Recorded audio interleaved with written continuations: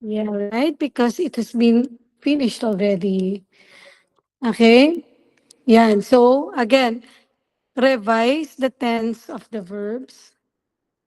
And there are repeated components of methodology. Example, so when you discussed about the research design, you have mentioned about the participants, you have mentioned about the sample size, everything. No, it doesn't have to be that way. So when you say um, the research design, in general, you have to state in a comprehensive manner the research design without touching on other components like the sampling procedure, the sample size, inclusion exclusion criteria. Did you get what I mean, Dr. Lin? Because in the research design, it it says there you will be conducting the study with 150 participants, something like that. So it doesn't have to be included there. Because you have a separate section for the population and the sample or the participants, right? Okay. So avoid repeated components of methodology. And then, did you do random sampling? Mm. How Oh, did you how did you recruit the participants? So randomly, Dr. Liel, did they do random sampling? no, Miss Linjan, you did not do random sampling. You did, I think you did convenience sampling. Whoever is available, whoever person who's smoking, you approach him or her, and then you included them in your study. Am I right?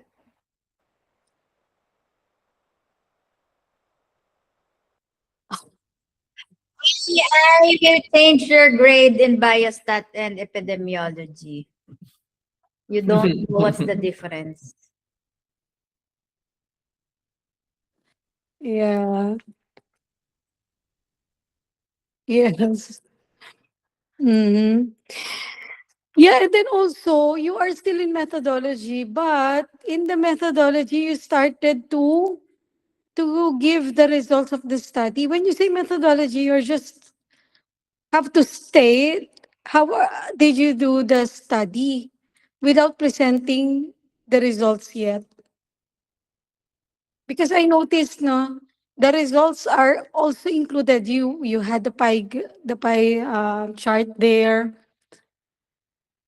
and everything. So when you say methodology, it has to be only the procedures by which you did the data collection as well as the statistical treatment, but no results yet. I guess I saw it, right? You have the pie charts. Yeah. So yeah, it has to be in the results and discussion. And then also the attachments like informed consent, questionnaire, it has to be placed on the latter part of the paper as appendices, not inserted in the methodology. So remove that.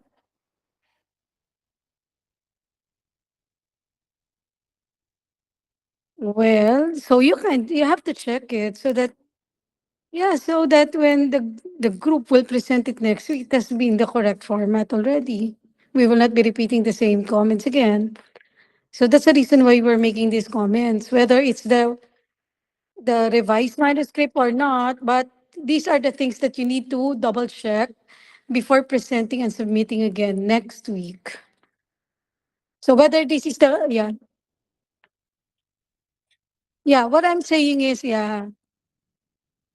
whether this is the updated format or the old manuscript, it doesn't matter. What we are saying is based on the recommendations that we are giving you, you need to make sure that next week when you resubmit again, yes, so all of these comments has been already addressed.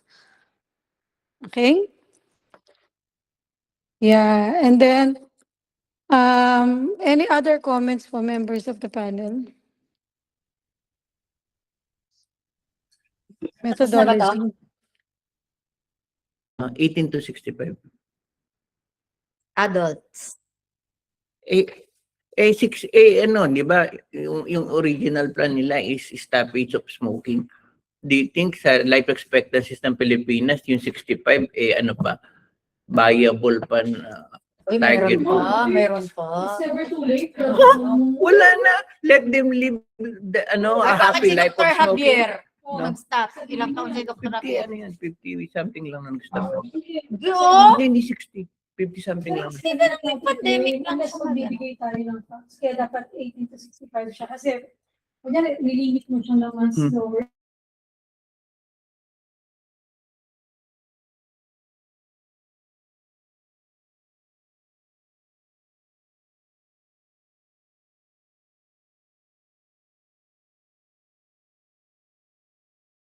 Miss Linjan, I will also talk to your group mates regarding your revision because you have to make major revision for your paper and then you have to present again next week. Okay? You have to be present online again next week together with yeah. Okay? Physically present. If you can you come here next We week? will come to you. Or you can pay for our tickets Send ticket. to go there. Dr. Lynn. Okay. So you also have to meet with your group mates. Okay, so do you remember our comments?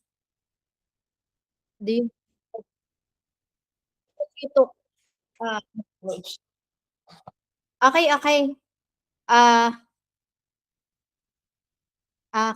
Okay. So we'll see you again next week if you want to consult with me. Message me. Okay? Okay, bye. See you. Thank you, Dr. Bye-bye. Lynn. Nagpaganyan na.